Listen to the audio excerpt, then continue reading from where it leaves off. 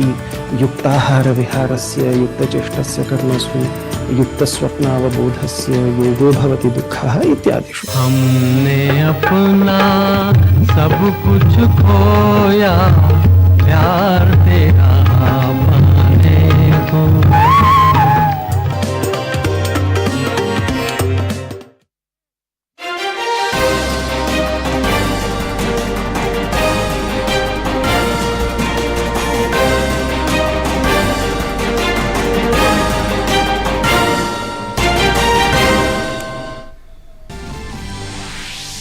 प्रधानमंत्री नरेंद्र मोदी 3 दिवसीय अमेरिका के सफल दौरे के बाद मिस्र के लिए हुए रवाना। पीएम मोदी मिस्र की 2 दिवसीय राजकीय यात्रा के दौरान राष्ट्रपति अल सीसी से करेंगे मुलाकात। हेलियोपोलिस शहीद स्मारक पर जाकर प्रथम विश्व युद्ध में शहीद हुए भारतीय सैनिकों को भी देंगे श्रद्धांजलि।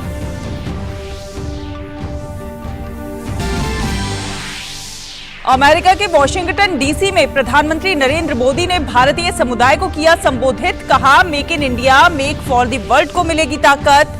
गूगल, बोइंग और माइक्रॉन जैसे दिग्गज कंपनियां भारत में करेंगी निवेश।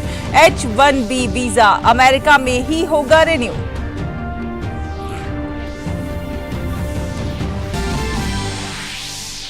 प्रधानमंत्री नरेंद्र मोदी ने America India strategic partnership forum के कार्यक्रम में की शिरकत। प्रधानमंत्री ने अमेरिका के सपने को आगे ले जाने वाले लोगों की मेहनत और लगन की सराहना। कहा, भारत और अमेरिका की साझेदारी 21वीं सदी की दुनिया का बदल सकती है भाग्य।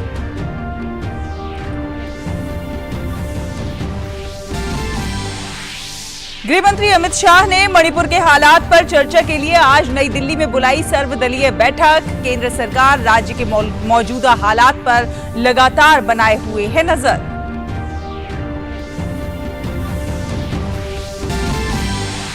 और बेंगलुरु में खेले जा रहे सैफ फुटबॉल चैंपियनशिप में आज भारतीय टीम का सामना होगा नेपाल से। अपने पहले मुकाबले में पाकिस्तान को 4-0 से हराने के बाद भारतीय टीम के हौसले हैं बुलंद। नमस्कार, डीडी न्यूज देख रहे हैं आप और आपके साथ मैं हूं शहला निगार। आइए सबसे पहले खबरें देखेंगे प्रधानमंत्री नरेंद्र मोदी की मिस्र यात्रा से जुड़ी हुई।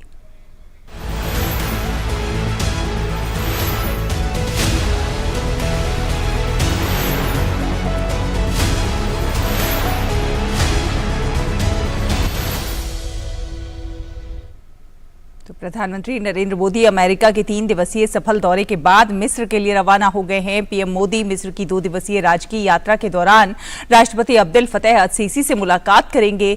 इस दौरान दोनों देशों के बीच संबंधों को मजबूत बनाने और कारोबार एवं आर्थिक सहयोग के नए क्षेत्रों में सहयोग बढ़ाने पर चर्चा होगी।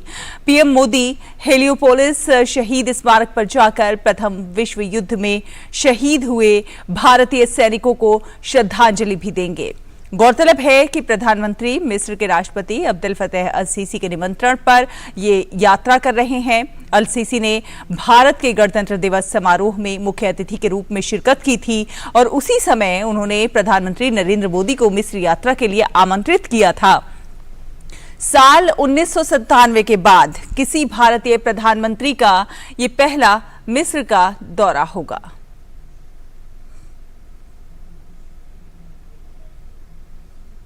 तो प्रधानमंत्री नरेंद्र मोदी की मिस्र की पहली आधिकारिक यात्रा दोनों देशों के लिए काफी अहम मानी जा रही है। प्रधानमंत्री की यात्रा पर हमारे संवाददाता विशाल बैरिस्टो ने काहिरा में भारतीय राजदूत अजीत गुप्ते से खास बातचीत की है, वो आपको सुनवाते हैं। प्रधानमंत्री की ये पहली स्टेट विजिट है जहां तक मिस्र की बात है, तो आप किस तरह से देखते हैं इस यात्रा को? प्राइम मिनिस्टर की मिस्र की जो विजिट हो रही है वो बहुत ही महत्वपूर्ण है, क्योंकि कई सालों से हमारे प्रधानमंत्री की विजिट नहीं हुई। ये बहुत ही हिस्टोरिक विजिट होगी। प्रधानमंत्री नरेंद्र मोदी के सत्ता संभालने के बाद किस तरह का बदलाव आप देखते हैं ऐतिहासिक रिश्तों से लेकर अब? 2015 और 2016 में प्रेसिडेंट सीसी की विजिट्स हुई थी। वो विजिट्स के दौरान काफ़ी MOUs साइन हुए। उसके बाद में काफ़ी मिनिस्टेरियल विजिट्स हुए हैं। क्या क्या से की फोकस पॉइंट्स रहेंगे इस यात्रा के? कुछ बायलैटरल्स भी साइन होने जा रहे हैं। पिछले कुछ सालों में हमारे मल्टीफेसेटेड कोऑपरेशन बढ़ी है। जैसे मैंने अभी जिक्र किया कि जनवरी में हमने स्ट्रेटेजिक पार्टनरशिप की घोषणा की। तो हमारा जो ट्रेड बायलैटरल ट्रेड है वो 2021-22 में 75% से बढ़ा और एक रिकॉर्ड लेवल पे पहुंचा 7.26 बिलियन। और इसमें हमारे एक्सपोर्ट्स और इंपोर्ट्स बैलेंस्ड है, तो इससे मिस्र को भी फायदा होता है, हमें भी फायदा होता है। हमारे इन्वेस्टमेंट्स भी काफी बड़े हैं। मिस्र में इंडियन कंपनीज ने $3.3 बिलियन का इन्वेस्टमेंट किया है और कंपनीज इन्वेस्ट कर रहे हैं। पिछले 6 महीनों में काफी इन्वेस्टमेंट प्रपोजल्स फाइनलाइज हुए हैं। अगर हम ट्रेड की बात करें तो दोनों देशों के बीच में किस तरह का फिगर्स, अगर वॉल्यूम की हम बात करें तो वो है? तो जैसे मैंने कहा कि 2021-22 में ट्रेड 7.26 बिलियन पे पहुंचा था, इसमें ट्रेड बैलेंस था। आगे कुछ वर्षों में मुझे कॉन्फिडेंस है कि ये ट्रेड हमारी बढ़ते जाएगी और नए आइटम इसमें आते रहेंगे। अब हम बात कर रहे हैं पीपल टू पीपल कनेक्ट की। हमारा कल्चर किस तरह से दोनों देशों को नजदीक लाता है? तो ये कई डेकेड से जो मिस्र के लोग हैं वो भारतीय संस्कृति, भारतीय कल्चर का बहुत ही गहरा प्रभाव हुआ है। 2 पीढ़ियां उनकी भारतीय फिल्म देख के बड़ी हुई है। आपने बात करी पीपल टू पीपल कनेक्ट की, लेकिन जब हम कनेक्शन की बात करते हैं तो कनेक्शन होना चाहिए। अभी तक डायरेक्ट फ्लाइट नहीं है दिल्ली, न्यू दिल्ली और कायरो के बीच में, तो कितनी जल्दी ये कनेक्ट भी स्थापित होगा? तो अभी तो कायरो से मुंबई 4 बार फ्लाइट्स है जो इजिप्ट एयर की है, डायरेक्ट फ्लाइट। पर बहुत ही जल्दी खुशखबरी देना चाहूँगा कि कायरो और दिल्ली के बीच में भी डायरेक्ट फ्लाइट्स की शुरुआत होगी और इससे मुझे आई एम कॉन्फिडेंट कि दोनों देशों के बीच में जो टूरिज्म है वो कई गुना बढ़ेगा। बिल्कुल ठीक कहा आपने। तो ये खुशखबरी है, ब्रेकिंग न्यूज है कि दिल्ली से भी जल्द ही सीधी उड़ान होगी काहिरा के लिए। और आप सब जो इस प्रोग्राम को देख रहे हैं भारत में और यहाँ मिस्र के अंदर, उनके लिए ये एक मौका होगा। आप आए हमारे देश में, क्योंकि भारत हमेशा कहता है अतिथि देवो भव। मेरे सहयोगी अनिल खन्ना, गौरव और विकास गुप्ता के साथ मैं विशाल बैरिस्टो, डीडी न्यूज काहिरा। और अमेरिका वाशिंगटन डीसी स्थित रीगन सेंटर में प्रवासी भारतीय कार्यक्रम में प्रधानमंत्री नरेंद्र मोदी ने शिरकत की थी। उन्होंने अमेरिका के विकास में भारतीय मूल के नागरिकों की ईमानदार मेहनत की सराहना की। पीएम मोदी ने जीई के द्वारा भारत में जेट इंजन निर्माण समझौते, सेमीकंडक्टर निर्माण कंपनी गूगल या बोइंग द्वारा निवेश की घोषणा को लेकर प्रधानमंत्री ने कहा कि ये कई आशाओं के दरवाजे खोलने जा रहा है। ये सारे समझौते, ये एग्रीमेंट्स सिर्फ कुछ नीतियों को आगे बढ़ाना मात्र नहीं है, ये भारत अमेरिका के करोड़ों लोगों के भाग्य को नई ऊंचाई देने का काम हुआ है। We are not just forming policies and agreements. We are shaping lives, dreams and destinies. और अपने संबोधन में प्रधानमंत्री ने बताया कि H-1B वीजा को रिन्यू करने के लिए भारतीय प्रवासियों को अमेरिका से बाहर नहीं जाना पड़ेगा। H-1B वीजा के रिन्यू को लेकर भी लंबे अरसे से एक डिमांड थी। अब ये निर्णय लिया गया है कि H-1B वीजा को रिन्यू करने के लिए आपको अमेरिका से बाहर नहीं जाना पड़ेगा। इस साल एक पायलट प्रोजेक्ट शुरू किया जाएगा। इसका बहुत बड़ा फायदा हमारे आईटी प्रोफेशनल्स को भी होने वाला है। इस फैसले के जो भी अनुभव होंगे उसे देखते हुए यही व्यवस्था भविष्य में एल कैटेगरी वीजा के लिए भी हो सकती है।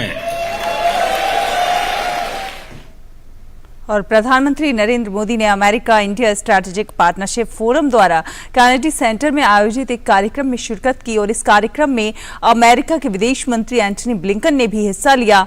उन्होंने प्रधानमंत्री नरेंद्र मोदी की अमेरिका की यात्रा को ऐतिहासिक यात्रा करार दिया और दोनों देशों के बीच बढ़ती हुई साझेदारी की प्रशंसा की।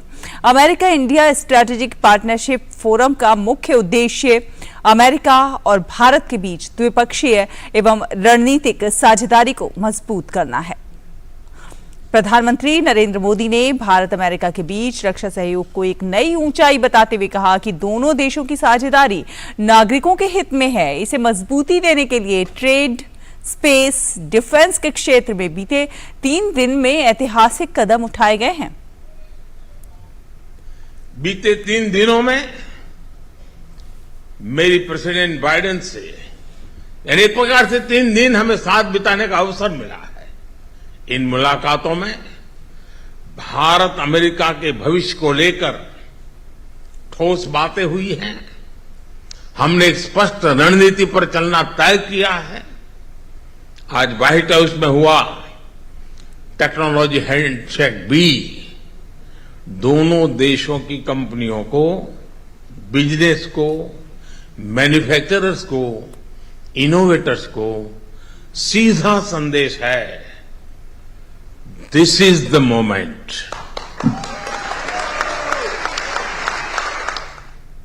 और मणिपुर में शांति और सौहार्दपूर्ण माहौल बनाने के प्रयासों को और मजबूत करने के मकसद से केंद्र ने आज दिल्ली में केंद्रीय गृह मंत्री अमित शाह की अध्यक्षता में एक सर्वदलीय बैठक बुलाई है।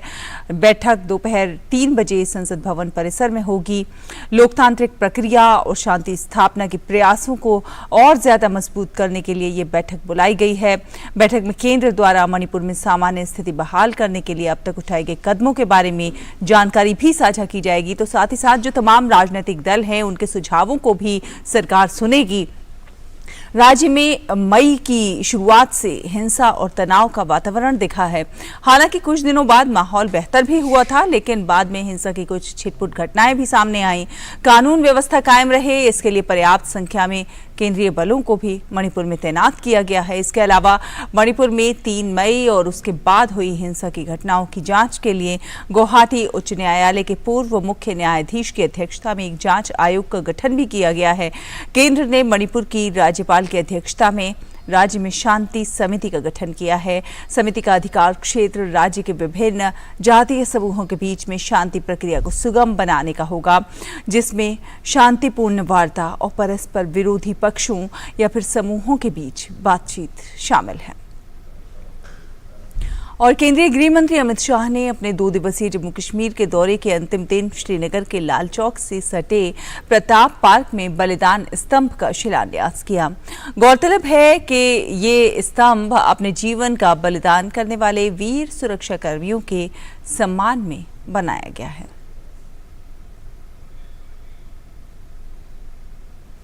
गृह मंत्री अमित शाह ने श्रीनगर में जम्मू कश्मीर पुलिस के शहीदों के परिजनों से मुलाकात की और इस दौरान उन्होंने नियुक्ति पत्र भी बांटे।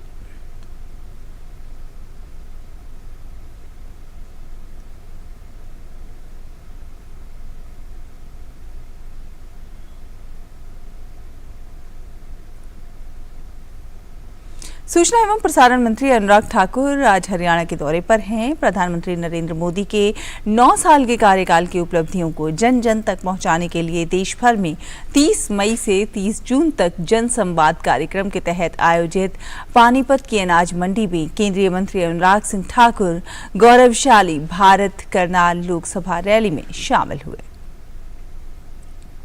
रैली को संबोधित करते हुए केंद्रीय मंत्री अनुराग सिंह ठाकुर ने जनता का धन्यवाद करते हुए कहा कि आपने देश बेचने वाली कांग्रेस को नकार दिया और ईमानदार नरेंद्र मोदी को प्रधानमंत्री बनाया।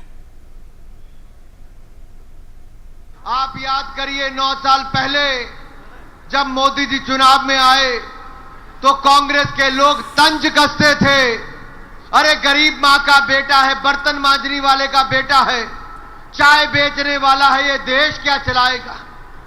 ना जाने क्या क्या कहते थे मोदी जी के बारे में। लेकिन मैं आपका आभार प्रकट करता हूं, आपने देश बेचने वाली कांग्रेस को नकार दिया ईमानदार चाय बेचने वाले को देश का प्रधानमंत्री बना दिया। कांग्रेस और आम आदमी पार्टी पर तंज कसते हुए उन्होंने कहा कि कुछ राजनीतिक दल केवल और केवल जनता को धोखा देते हैं और हमेशा झूठे वादे करते हैं।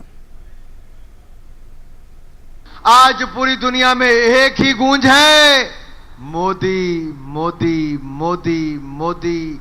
जो कभी भारत में मोदी मोदी होता था, आज 7 समुंदर पार भी मोदी मोदी की गूंज हो रही है। मेरे भाई और बहनों, मोदी मोदी की गूंज। जो सोचा ना था, कभी कांग्रेस ने 10 साल सरकार चलाई थी, तब कांग्रेस ने भी नहीं सोचा था, आपने भी नहीं सोचा था। जो सोचा ना था, 3.5 करोड़ लोगों को पक्के मकान बनाकर दिए, पक्के घर की छत दी। जो सोचा ना था, गरीब महिला को भी रसोई गैस के सिलेंडर और कनेक्शन मुफ्त में दिए, खाना बनाने का अधिकार सिलेंडर पर दिया। जो सोचा ना था, 12 करोड़ शौचालय बनाकर 3 साल में दिए।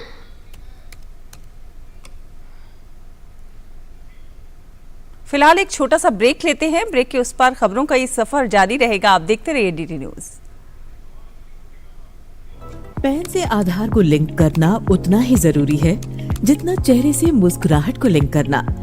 जिम्मेदारी को समझदारी से लिंक करते हुए सभी पैन धारक कृपया ध्यान दें। पैन को आधार से लिंक करने के लिए www.incometax.gov.in पर जाएं और तो सीधे आपको लिए चलते हैं भाजपा मुख्यालय, जहां पर केंद्रीय मंत्री हरदीप सिंह पुरी इस समय एक प्रेस वार्ता कर रहे हैं। मैं कॉन्फिडेंस से कह सकता हूं कि जो मेरा फॉरेन पॉलिसी और इंटरनेशनल रिलेशंस में पर्सनल एक्सपीरियंस है। 39 इयर्स मैं फॉरेन सर्विस में रहा, 14 साल मैं एम्बेसडर रहा, उसके बाद 6 साल मैं रिटायरमेंट के बाद संयुक्त राष्ट्र के साथ संबंधित कार्यों में जुड़ा रहा। मेरी प्रोफेशनल एक्सपीरियंस में अगर मैं पूरा इतिहास देखूं, जब से मैंने होश संभाली है एज ए प्रोफेशनल 1974-75 से लेके, इससे सिग्निफिकेंट लैंडमार्क विजिट कम ही होंगे और इतने सिग्निफिकेंट भी होंगे। इससे ज्यादा तो बहुत मुझे जब आप इंटरनेशनल रिलेशंस की हिस्ट्री लिखते हैं तो कहते हैं किसी एक सेक्रेटरी ऑफ स्टेट किसी देश में गया, वो देश बंद था, उसकी ओपनिंग हो गई। मैं बता रहा हूं जैसे किसिंजर विजिट टू चाइना, पर उसका क्या रिजल्ट हुआ। भाई जरा फोन आपने जरा बंद कर लें एक मिनट। मैं ये क्यों कह रहा हूं, कुछ तो इसमें एस्पेक्ट्स हैं जो सेल्फ एविडेंट है। हमने अपने टीवी स्क्रीन्स पे देखे, जो न्यूयॉर्क में और वॉशिंगटन डीसी में माननीय प्रधानमंत्री जी की जो रिसेप्शन हुई, जो उनसे जो मिले thought leaders, business leaders, bipartisan US Congress senators, जब माननीय प्रधानमंत्री जी ने joint session of the Congress को एड्रेस किया, तो प्रिजाइडिंग ऑफिसर, हाउस स्पीकर से लेके सब ने लाइन अप करके और माननीय प्रधानमंत्री जी का ऑटोग्राफ रिक्वेस्ट की।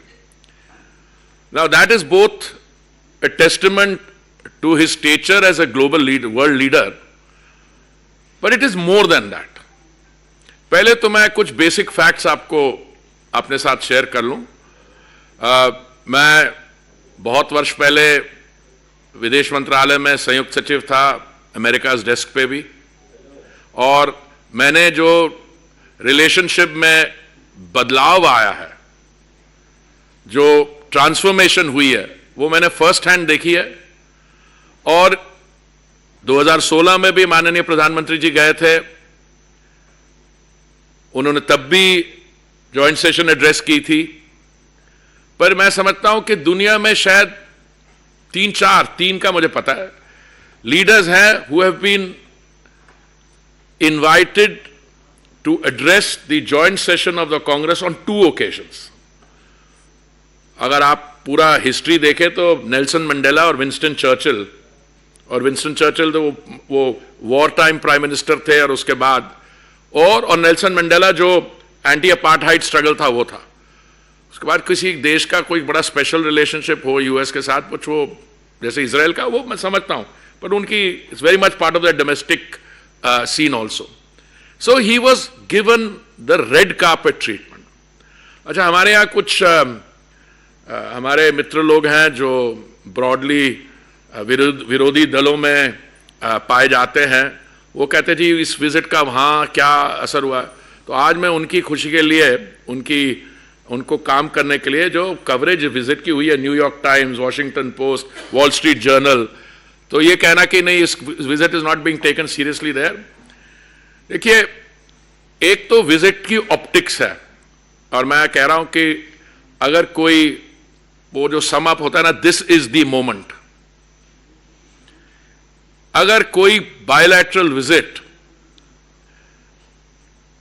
एक क्रिटिकल डेफिनेशन पे नया डॉन प्रोड्यूस करती है, दिस वाज दैट विजिट। और जब राष्ट्रपति बाइडेन ने माननीय प्रधानमंत्री जी को एक लाल रंग की टी शर्ट प्रेजेंट की, AI is the future, AI is artificial intelligence, वहां लिखा AI is the future, America India is the future. इसलिए मैं ऑप्टिक्स पे आप लोगों के सवाल होंगे, मैं आऊंगा, और जो लैंडमार्क विजिट हुई पर मैं आज आपको आपका धन्यवाद देना चाहता हूं, क्योंकि कुछ ऐसे विजिट के सब्सटेंटिव अचीवमेंट्स हैं, आउटकम्स हैं, मैं समझता हूं उन पे शायद अभी फोकस होना शुरू नहीं हुआ, और these are embodied in the joint statement. और जॉइंट स्टेटमेंट शायद 58 पैराग्राफ की है, पता नहीं आप में से कितने लिखे। मैं उसमें से 5-6 जो रियली सब्सटेंटिव मेरे हिसाब से आउटकम्स हैं, वो मैं आपके साथ शेयर करना चाहता हूं। Inauguration of iCET, initiative on critical and emerging technologies, जो हुई है जनवरी 23 as a major milestone in US India relations. NASA, आप नासा जानते हैं, इसरो को भी जानते हैं, to develop a strategic framework for human space flight cooperation by 2023। इसका आप महीना पूरा समझ रहे हैं। अगर इसरो और नासा कोऑपरेट करेंगे space flight, human space flight cooperation, उसका क्या मतलब है आगे जाते। और president Biden appreciated India's signing of the Artemis Accord, which will advance a common vision of space exploration for the benefit of mankind. देखिए, पहले हम टेक्नोलॉजी की बात करते थे, हम डिफेंस की बात करते थे, अब ये जो कटिंग एज कोऑपरेशन है स्पेस सेक्टर में, strategic signing of an MOU on semiconductor supply chain and innovation, Micron Technology to invest up to 825 million to build a new semiconductor assembly and test facility in India. Creating secure and trusted telecommunications. Public-private cooperation between vendors and cooperation, India's Bharat 6G Alliance and US Next G Alliance, a trusted network, trusted sources, bilateral framework.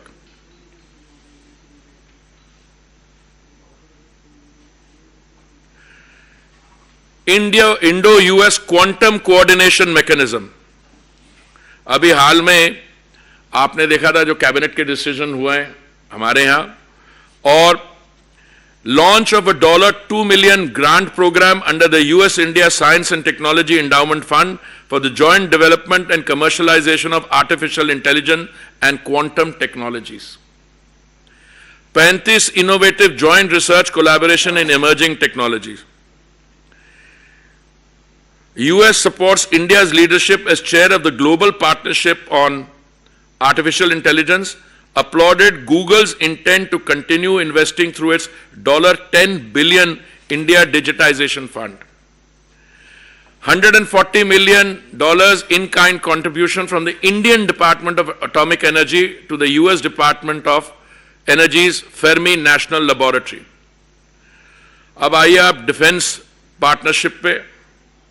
defense industrial cooperation roadmap, concluding a security supply arrangement and initiate discussions about reciprocal defense procurement agreement. और जो एक मैं समझता हूं बहुत ही महत्वपूर्ण इसमें MOU sign हुआ है जनरल इलेक्ट्रिक और हिंदुस्तान एरोनॉटिक्स के बीच, जिसमें GE के F414 जेट इंजन्स का भारत में manufacture for the light combat aircraft mark 2, और आप जॉइंट स्टेटमेंट में पढ़ें वहां पे it is to enable tech transfer as well. India's emergence as a hub for maintenance and repair for forward deployed US Navy assets, launch of US-India Defense Acceleration Ecosystem, or India plans to procure General Atomics MQ-9B HALE UAVs. अब आइए clean energy पे. US-India Climate and Clean Energy Agenda 2030 Partnership and Strategic Clean Energy Partnership.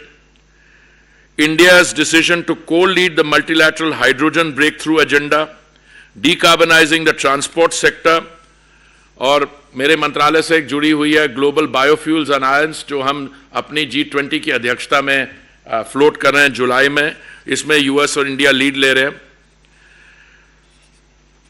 अच्छा, एक और अभी आप सब सुनते हैं कि ग्रीन एनर्जी की हम बात करते हैं, अगली जनरेशन की सारी ऑटोमोबाइल्स की रोल आउट इलेक्ट्रिक व्हीकल्स की है. तो एक बड़ी important, US welcomes India as the newest partner in the minerals security partnership. Then nuclear energy in global decarbonisation, lifestyle in environment life initiative हमारे प्रधानमंत्री का. तो मैं ये आपको मैंने कुछ इसलिए हाईलाइट की है बिकॉज मैं आपसे ये शेयर करना चाहता हूं. एक विजिट होती है वो अपने आप में लैंडमार्क विजिट है, उसकी सिग्निफिकेंस, उसकी मैसेजिंग जो है बिल्कुल क्लियर है. अब मुझसे किसी ने पूछा इसके हमारे बगल वाले देशों पर क्या असर होगा, तो मैं आपको उसके बारे में बताना चाहता हूं. United State and India stand together to counter global terrorism and unequivocally condemn terrorism and violent extremism in all its forms and manifestation. ये तो स्टेटमेंट है. जो भी देश आतंकवाद के खिलाफ होते हैं ये जनरल फैसले, पर ये आप सुनिए. They strongly condemned cross-border terrorism, the use of terrorist proxies, and called on Pakistan to take immediate action to ensure that no territory under its control is used for terrorist attacks.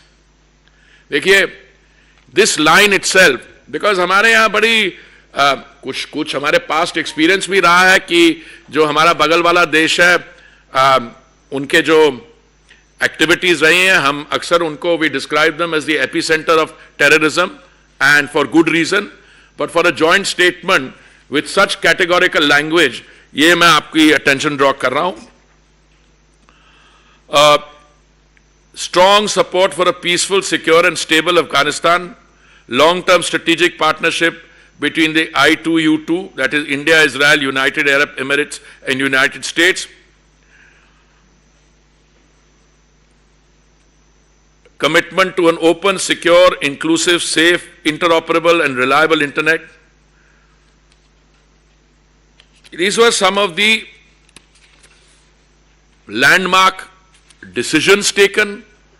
In decisions, in agreements को prepare करने के लिए बहुत मेहनत हुई है. The concern ministries led by the ministry of external affairs पे काम किया. इनकी इंप्लीमेंटेशन पे इक्वली बहुत काम होगा. और उससे ये visit marks the culmination of that preparatory process, upgradation of the relationship. और उसके बाद where is this relationship going. अब मैंने जो भी कमेंट्रीज पढ़ी हैं, सिर्फ हमारे यहां नहीं, हमारे जो साथ लोग जिनकी थिंकिंग हमारे जैसी है, पर मैंने बाहर के जो कमेंटेटर्स हैं, थिंक टैंक्स हैं, उन्होंने कहा कि the India US bilateral relationship will be a defining relationship for the 21st century. इसका इंपैक्ट सब रीजनली, रीजनली और ग्लोबल जियोपॉलिटिक्स में होगा. और ये रिलेशनशिप जैसे प्रधानमंत्री जी बता रहे थे, देखिए हम टेक्नोलॉजी पे इन्वेस्ट करते हैं, उस टेक्नोलॉजी पे जो उसका जो आउटकम होगा, उसके लिए मार्केट्स, दो large markets, United states today is what, a 23-24 trillion dollar economy. जब माननीय प्रधानमंत्री जी पिछली बार वहां गए थे तो हम दुनिया भर में, विश्व भर में 6ठे स्थान पे थे अर्थव्यवस्था, 10वें स्थान पे थे। आज हम 5वें स्थान पे है, and we are on the way, on the road to becoming the 3rd largest economy. इस समय हमारा बायलैटरल ट्रेड 191 बिलियन है, ये 2014 से डबल हुआ है। और मुझे ये सारे जो एग्रीमेंट्स हो रहे हैं और जो उनके यहां से यहां इन्वेस्टमेंट हो रही है, इंडिया से जो वहां इन्वेस्टमेंट हो रही है, देखिए मैं आपको एक दो उदाहरण देता हूं। एयर इंडिया की प्राइवेटाइजेशन के बाद हमारे सिविल एविएशन सेक्टर को एक बहुत बड़ा बूस्ट मिला है। एयर इंडिया ने 500 हवाई जहाज, different configurations, wide bodied 320 etcetera order किए। और उसके साथ आप देखिए employment spin off United states में कितना हुआ है। एयर इंडिया ने ऑर्डर किए, अभी हाल में एक और प्राइवेट एयरलाइन है, इंडिगो ने ऑर्डर किए। तो दुनिया भर में अगर आप सिचुएशन देखिए, India is not only a bright spot, A fastest growing economy, but the employment opportunity that the Indian growth story is generating, not only for the United States but for Europe. Airbus is a European conglomerate. All this is happening and contributing to global growth. हमारे बीच में bilaterally trade disagreements रहे हैं. A very welcome feature of this is कि हमारे जो 6 trade dispute ongoing हैं, उनको हमने तय कर लिया कि इनको हम आपस में bilaterally resolve कर देंगे outside the world trade organisation processes. मुझे पता नहीं हमारे यहां से कितने हमारे विद्यार्थी वहां पढ़ने जाते हैं, पर मुझे लगता है कि हम में सब लोग, हम जो बैठे हुए हैं, हमारे परिवार में से, हमारे जानने पहचाने वाले, एक उनको ये समस्या होती थी कि जो H1B वीजा पे गया है या स्टूडेंट्स या कोई और काम करने गए हैं वहां पे, उनको अपने वीजा के रिन्यूअल के लिए देश से बाहर जाना पड़ता था। तो अभी एक पायलट प्रोजेक्ट शुरू किया है जिसमें एक एक्सपैंडेड पूल होगा बाद में H1B and L visa holders के लिए। तो उनकी जो वीजा रिन्यूअल्स हैं वो domestically without having to go abroad हो जाएगा। This was a long pending demand. अभी जैसे मैंने कहा, अभी तो ये it's only a pilot project, but this is likely to expand to get a much broader coverage. देखिए, रिलेशंस बिटवीन टू कंट्रीज आजकल के दुनिया में आप देखते हैं कि सारी आपको यहां बैठ के आप आईफोन पे कम्युनिकेट कर सकते हैं, पर फिर भी जो गवर्नमेंट्स होती हैं उनको इकोसिस्टम बनाना होता है।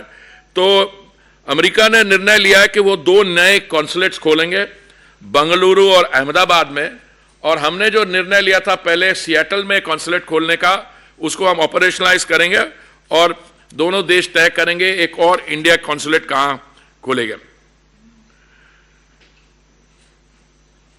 मेडिकल हेल्थ इशू एरियाज में बहुत ऑल्सो भी डेवलपमेंट्स हुए हैं और हमने उनका धन्यवाद किया। Repatriation of antiquities to India by the United States, interest in working quickly towards a cultural property agreement also. So I'll stop here. I'll be very happy to take questions both on the substantive outcomes and in any related aspect of the visit that you might have an interest in. जी, आप identify करिए, sorry. तो ये आप भाजपा की press वार्ता देख रहे थे। भाजपा मुख्यालय से केंद्रीय मंत्री हरदीप सिंह पुरी संबोधित कर रहे थे। उन्होंने कहा कि दुनिया के शीर्ष नेताओं में से एक हैं प्रधानमंत्री नरेंद्र मोदी और अमेरिका भारत के संबंधों में जबरदस्त बदलाव आया है। उन्होंने ये भी कहा कि इसरो और नासा अब मिलकर साथ काम करेंगे। उन्होंने कहा कि पूरी दुनिया के चुनिंदा नेताओं को ही 2 बार बुलाया जाता है और भारत को यह अवसर मिला, प्रधानमंत्री नरेंद्र मोदी को यह अवसर मिला। दुनिया जो है इस समय भारत की ओर देख रही है और अमेरिका के बड़े अखबारों ने जिस तरह से पीएम मोदी के इस दौरे को कवर किया वो काफी महत्वपूर्ण था। उन्होंने कहा कि कई महत्वपूर्ण मुद्दे इस दौरान सामने आए। सीमा पार आतंकवाद के खिलाफ अब भारत और अमेरिका जिस तरह से एकजुट हुए हैं, भारत दुनिया की जिस तरह से सबसे बड़ी अर्थव्यवस्था, 5वीं सबसे बड़ी अर्थव्यवस्था बन गया है, ये जो है ये दर्शाता है कि भारत किस ओर जा रहा है। फिलहाल एक छोटा सा ब्रेक के उस पार कुछ और खबरें आप देखते रहिए एटीटी न्यूज। पैन से आधार को लिंक करना उतना ही जरूरी है जितना चेहरे से मुस्कुराहट को लिंक करना। जिम्मेदारी को समझदारी से लिंक करते हुए सभी पैन धारक कृपया ध्यान दें। पैन को आधार से लिंक करने के लिए www.incometax.gov.in पर जाएं और लिंक आधार पर क्लिक करें और निर्देशों का पालन करें। ऐसा नहीं करने पर आपका पैन इनऑपरेटिव हो जाएगा। पैन इनऑपरेटिव होने पर पेंडिंग रिफंड्स तथा उन पर इंटरेस्ट प्रोसेस नहीं होंगे। टीडीएस और टीसीएस ऊंचे रेट पर काटे जाएंगे। इसीलिए 30 जून 2023 तक 1000 रुपए की लेट फीस देकर आप अपने पैन को आधार से ऑनलाइन लिंक कर सकते हैं और आने वाले समय में किसी भी तरह के वित्तीय जोखिम से छुटकारा पा सकते हैं। प्रत्येक आयकर दाता एक राष्ट्र निर्माता। ब्रेक के बाद स्वागत है आपका। आपको बता दें एजेंसियों के मुताबिक वैगनर प्राइवेट आर्मी के चीफ येवगेनी प्रिगोजिन के खिलाफ आपराधिक मामला दर्ज किया गया है। येवगेनी प्रिगोजिन पर अपने समर्थकों को रूसी सरकार के खिलाफ भड़काने का आरोप था। रूसी रक्षा मंत्रालय ने वैगनर पीएमसी इकाइयों पर हमले की रिपोर्टों का खंडन किया है। ताज़ा घटनाक्रम पर रूसी राष्ट्रपति व्लादिमीर पुतिन ने राष्ट्र को संबोधित किया। पुतिन ने कहा कि आज हम जिस चीज़ का सामना कर रहे हैं वो है आंतरिक विश्वासघात। हमें रूस में अपनी सभी सेनाओं की एकता की आवश्यकता है। उन्होंने कहा कि सेना के खिलाफ हथियार उठाने वाला हर कोई गद्दार है।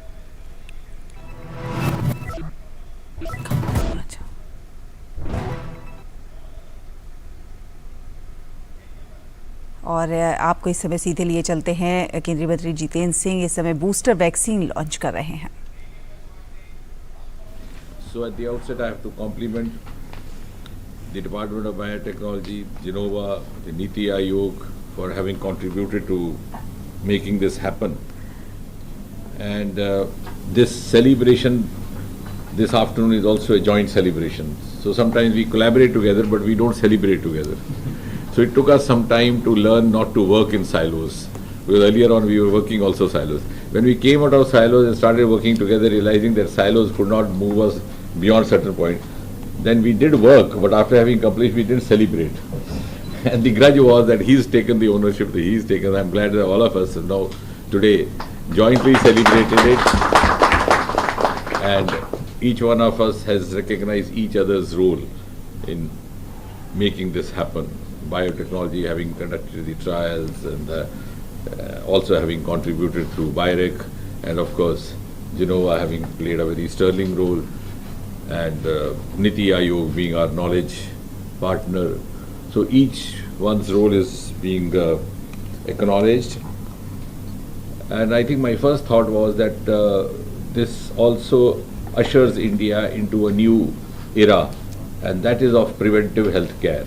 And I think the entire credit goes to Prime Minister Modi, also because we were inherently not made like that. We never had a temperament or a psyche or a mindset which would be amenable to preventive health care, because we, Indian society as a whole, did not even, an average Indian would not go in even for a treatment if he was afflicted by a disease. They would wait for a few days, and then if something goes the other way, then they would take it as God's decree. So I think that's also partly because our socio-economic background was like that, so we could not actually enjoy the luxury of catering to preventive aspects. But Prime Minister Modi has awakened the nation. And I was telling that the other day, some of the colleagues from abroad, I said, have you ever imagined that a country which had no aptitude for preventive health care is now taken up a leading role in preventive health care across the world? So this fifth vaccine, possibly the first of its kind, is again an evidence of that, because all of us part of the scientific fraternity have learned not to speak without evidence. So I think this is one glaring instance of that India has taken up a leading. So it's a huge turnaround that has happened in the last few years, and I think COVID was a great learning experience. Post-COVID, India has emerged stronger in more ways than one, and it's also acquainted us to a number of inherent features which we were not aware of. It helped us rediscover many of our own characteristics. For example, I was talking that the other day at the AIIMS during COVID. I said, sometimes I feel guilty, having been a teacher of medicine for almost more than a quarter of a century.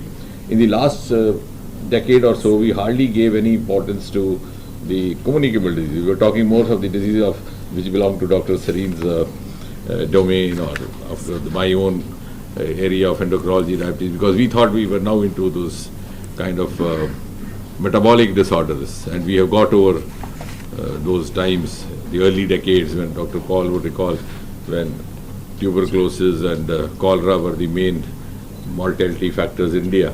So we didn't actually train our residents to an extent that we were training them in the 50s and 60s. But then the best part is that overnight they got geared up.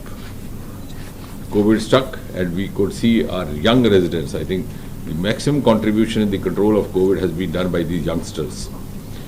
They were just out of their junior residency, senior residency, never actually also like earlier times, because when I was an intern, we used to have a posting in the sanatorium. The whole time, I mean, if I tell now, it will be laughable. I was sent to Tambaram Sanatorium, one of the world's, biggest sanatorium, close to the Chennai airport. Because those days the emphasis was like that. So now so what I'm trying to say, coming back to what I was saying, is it made us realize the inherent resilience that our health system has. We have in our DNA the traits which were not discovered. So COVID helped us discover, and Prime Minister Modi helped us turn an adversity into virtue. The manner in which the entire program was carried forward as was being very nicely put across by Dr. Vinod Pal. तो ये केंद्रीय मंत्री आप जितेंद्र सिंह का संबोधन सुन रहे थे, जिन्होंने ओमिक्रॉन की booster dose GEMCOVAC OM vaccine launch की है। उन्होंने कहा है कि स्वदेशी प्लेटफॉर्म का इस्तेमाल करके इस वैक्सीन का निर्माण किया गया है, और साथ साथ जेनेवा की भी इसमें काफ़ी अहम भूमिका है, उस पर भी उन्होंने प्रकाश डाला है। और अब अगली खबर का रुख करते हैं। पटना में विपक्षी दलों की जो बैठक हुई, उस पर भाजपा नेता रविशंकर प्रसाद ने पलटवार किया है। उन्होंने कहा है कि नीतीश कुमार, लालू प्रसाद यादव और अन्य सभी दिन में सपने देख रहे हैं। महागठबंधन को खोखला बताते हुए उन्होंने कहा कि इन लोगों को महागठबंधन से कोई लाभ नहीं मिलने वाला है, और ये भी निश्चित नहीं है कि ये कितने समय तक चलेगा।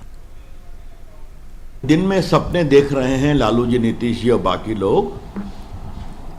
इन लोग की एकता कितनी मजबूत होगी ये भी हम देखेंगे। ये लालू जी और नीतीश जी इमरजेंसी में जेल गए थे, इंदिरा जी की सरकार में कितना सफ़र किए थे, जेपी मूवमेंट के साथी थे।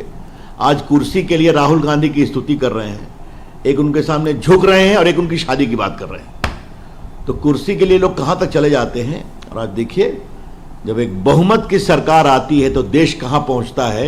ये नरेंद्र मोदी जी के अमेरिका की सफल यात्रा, कि अमेरिका भी आज भारत के साथ साझा रिश्ता बराबरी का कर रहा है, ये होता है। तो देश की जनता ने देखा है कि जब कोई ईमानदार मजबूत नेता है, उस पर बहुमत की सरकार आती है, तो देश का मान सम्मान विकास तीनों होता है। अब बाकी लोग आए हैं अपना, ठीक है, घूमे मिलते चले, लेकिन कोई इनको राजनीतिक लाभ नहीं मिलने वाला है। और भाजपा नेता आरपी सिंह ने पटना में हुई विपक्ष की बैठक पर सवाल खड़े किए हैं, जमकर निशाना साधा है। उन्होंने कहा है कि लालू प्रसाद यादव फिट तो हो गए हैं, लेकिन उन पर भ्रष्टाचार के आरोप अभी भी जारी हैं। अब उन पर भ्रष्टाचार के नए आरोप लगे हैं। उन्होंने कहा कि जो भी भ्रष्टाचारी हैं, सजायाफ्ता हैं, वो इकट्ठे हो रहे हैं। कई सारे जुगनू इकट्ठे होकर ये सोच रहे हैं कि वह सूरज की जगह ले लेंगे। देश समझता है कि सूरज कौन और जुगनू कौन है। और दूसरी बात ये कि लालू प्रसाद फिट तो हो गए हैं, परंतु भ्रष्टाचार के आरोप तो भी जारी हैं उनके ऊपर। अब नए भ्रष्टाचार के आरोप उन पर लग गए हैं। क्या कि जो भ्रष्टाचारी हैं, जो सजा याफ्ता हैं, या जो बेल पर बाहर है, वह सब इकट्ठे हो रहे हैं। देखिए, ये उनकी आपसी लड़ाई है। वैसे तो वह मोदी जी के विरोध के चलते हुए इकट्ठे होते हैं, परंतु उनका आपस में जो अंतर्द्वंद है, जो आपस में जो उनके मतभेद हैं, वो फूट फूट कर नजर आते हैं। सबके अपने अपने निजी कारण हैं विपक्षी एकता के, कोई नीति नहीं है उनके पास कि हमारी ये नीति है इसके कारण से हम इकट्ठे हो रहे हैं। और आपको बता दें कि पूर्वोत्तर भारत का राज्य असम इन दिनों बाढ़ की चपेट में है।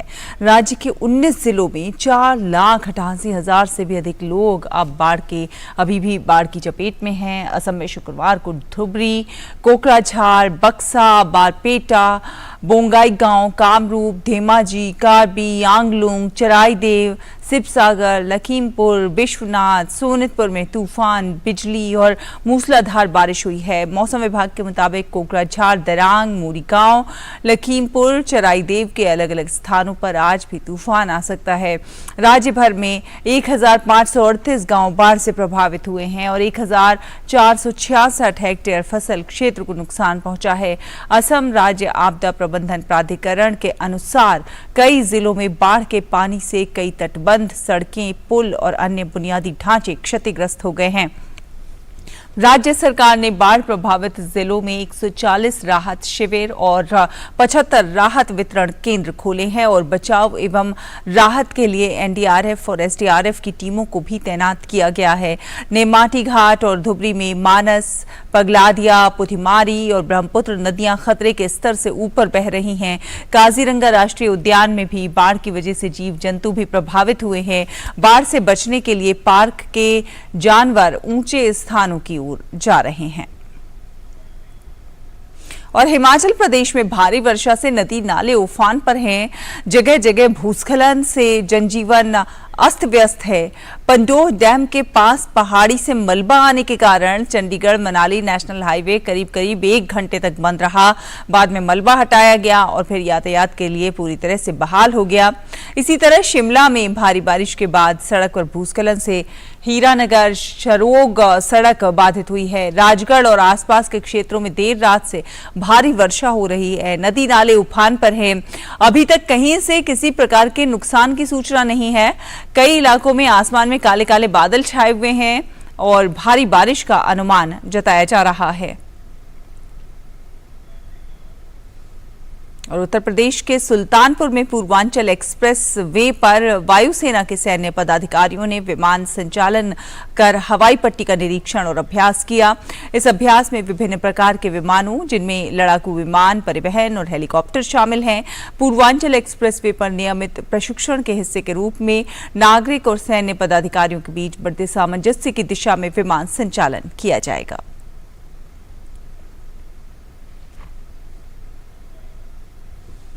पश्चिम बंगाल में पंचायत चुनाव से पहले केंद्रीय बलों ने बीरभूम के कुछ एक इलाकों में फ्लैग मार्च किया। सुप्रीम कोर्ट के आदेश के बाद पश्चिम बंगाल में केंद्रीय बलों की तैनाती शुरू हो गई है। राज्य निर्वाचन आयोग की मांग पर केंद्रीय बलों की 22 कंपनियों की तैनाती की मांग की गई थी। केंद्रीय गृह मंत्रालय ने केंद्रीय बलों की 315 कंपनियों की तुरंत तैनाती के आदेश भी जारी कर दिए हैं। राज्य निर्वाचन आयोग ने गृह मंत्रालय से केंद्रीय बलों की 800 कंपनियों की मांग की है ताकि राज्य के सभी जिलों में इनकी तैनाती की जा सके। वहीं बिहार के पूर्णिया में बिहार सरकार में शिक्षा मंत्री विजय कुमार चौधरी के रिश्तेदार कारू सिंह के प्रतिष्ठान शक्ति अर्थ मोवर में ईडी की छापेमारी चल रही है। इस छापेमारी में 5 सदस्यीय टीम सुबह से ही बंद कमरे में कागजों की पड़ताल कर रही है। हालांकि मीडिया कर्मियों को छापेमारी से दूर रखा गया है। शक्ति अर्थ मूवर जेसीबी बेचती है। छापेमारी में क्या कुछ मिला है, इसकी जानकारी अभी निकलकर सामने नहीं आई है। और L20 के प्रतिनिधियों ने नालंदा विश्वविद्यालय के प्राचीन अवशेषों का अवलोकन किया। उन्होंने इस बात पर आश्चर्य व्यक्त किया कि सदियों पुराने इस विश्वविद्यालय में शिक्षा की इतनी उत्कृष्ट व्यवस्था थी।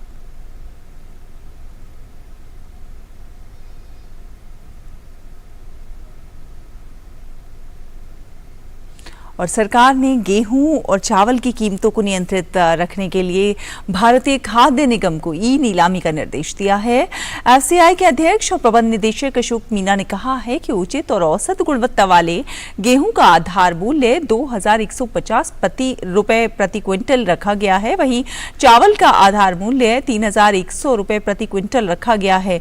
गेहूं की जमाखोरी को नियंत्रित करने के लिए सरकार ने निर्णय लिया है कि नीलामी में भाग लेने के लिए गेहूं स्टॉक निगरानी प्रणाली के पोर्टल पर घोषणा करना अनिवार्य है। इस ई नीलामी में खरीदार अधिकतम 100 मीट्रिक टन तक के लिए बोली लगा सकते हैं। गेहूं के छोटे प्रसंस्करणकर्ताओं और व्यापारियों को समायोजित करने के लिए न्यूनतम मात्रा 10 मीट्रिक टन रखी गई है। और पंजाब के तरनतारन जिले में बीएसएफ जवानों ने एक पाकिस्तानी ड्रोन को मार गिराया है। पाकिस्तानी ड्रोन तरनतारन जिले के लखना गांव में भारतीय हवाई क्षेत्र का उल्लंघन कर रहा था। वहीं फिरोजपुर सेक्टर में बीएसएफ और पंजाब पुलिस के संयुक्त प्रयासों से एक और पाकिस्तानी ड्रोन बरामद किया गया है।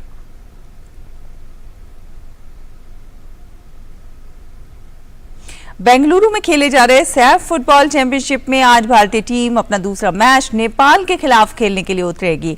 भारतीय टीम ने अपने पहले मुकाबले में पाकिस्तान की टीम को 4-0 से हराया था। नेपाल के खिलाफ भारतीय टीम का रिकॉर्ड बेहद शानदार है। भारत और नेपाल के बीच अब तक कुल 23 मुकाबले हुए हैं, जिसमें भारत ने 16 मैच में जीत दर्ज की है।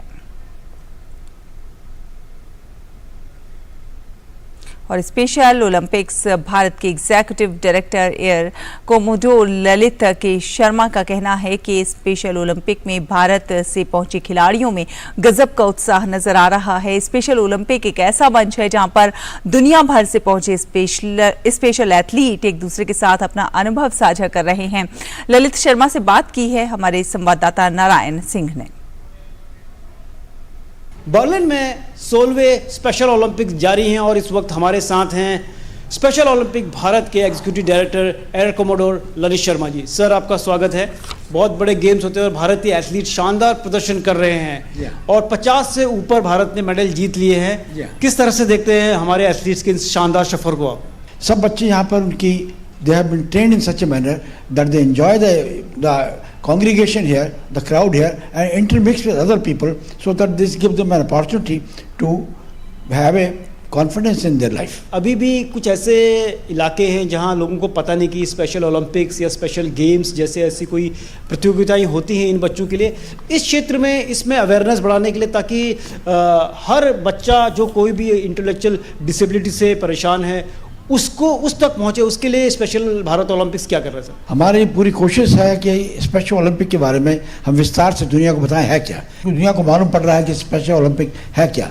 दूरदर्शन का इस बारे में मैं धन्यवाद करूंगा, उन्होंने हमारे काफ़ी विस्तार से हमारे को कवरेज किया है। पिछले कुछ वर्षों में हमने देखा है कि प्रधानमंत्री हमारे नरेंद्र मोदी जी हमेशा एथलीट्स का उत्साह बढ़ाते हैं। वो जब कभी बाहर बड़े टूर्नामेंट्स खेलने जाते हैं तो उनसे इंटरेक्ट करते हैं। जब वो वापस आते हैं तो उन खिलाड़ियों से वो मिलते हैं, उनकी उपलब्धियों पर ट्वीट करते हैं, उनको करेज करते हैं। जब हार जाते हैं वो खिलाड़ी तब भी उनको वो उनका मनोबल बल बढ़ाते हैं। हमारे प्रधानमंत्री ने काफ़ी उत्साह दिया, हमारे को काफ़ी इनकरेजमेंट दी है। उनके मन की बात का जो उनका आता है वीकली मंथली जो प्रोग्राम आता है, उन्होंने में इसमें स्पेशल ओलंपिक के बारे में खासकर जिक्र किया। दिव्यांजन जो वर्ड उन्होंने कॉइन किया है, this is for special Olympics for the intellectual disabled people, और उनका इस तरफ काफ़ी लगान है। हम देखेंगे जब भी हमारी अचीवमेंट्स होती है उसके लिए उनकी सपोर्ट रहती है। अब जैसे हम जाएंगे, हमारे जो मेडल विनर्स हैं, हम रिक्वेस्ट करेंगे प्रधानमंत्री जी को कि इनको अपने साथ एक बार मिलने का मौका दें। And I am sure our prime minister is going to oblige us with this thing. खेल मंत्री हैं, वो भी इन्वॉल्व रहते हैं प्लेयर्स के वेलफेयर के लिए। रोज़ हमने देखा है कि वो कितने इवेंट्स एक दिन में ही कवर करते हैं एथलीट्स के लिए और काफ़ी बढ़ावा दिया है उनको। एथलीट्स की हर समस्या को समझते हैं। इस चीज़ को कैसे देखते हैं आप? देखिए, मैं क्या बताना चाहूँगा कि हमारे जो खेल मंत्री हैं अनुराग ठाकुर जी, उन्होंने हमारा काफ़ी सपोर्ट किया है हर एक चीज़ में। जब भी उनके पास हम किसी प्रॉब्लम के साथ जाते हैं उसका उनके पास सोल्यूशन होता है। इससे हमारे को बड़ा प्रोत्साहन मिलता है। हमारे को उन्होंने किसी चीज़ की कमी नहीं रखी।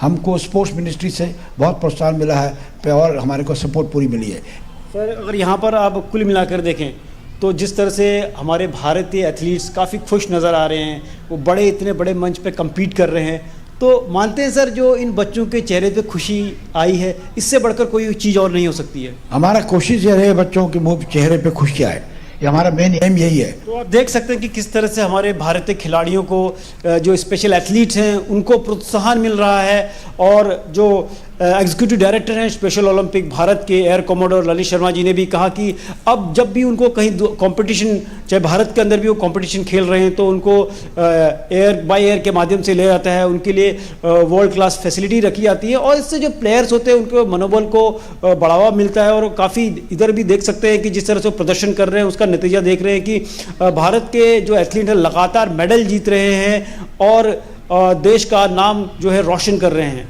With camera person KT Rao, Narayan Singh, DD News, Berlin. तो इसी के साथ इस बुलेटिन में फिलहाल इतना ही, लेकिन डीडी न्यूज़ पर खबरों का सफर लगातार जारी है। आप देखते रहिए डीडी न्यूज़। नमस्कार।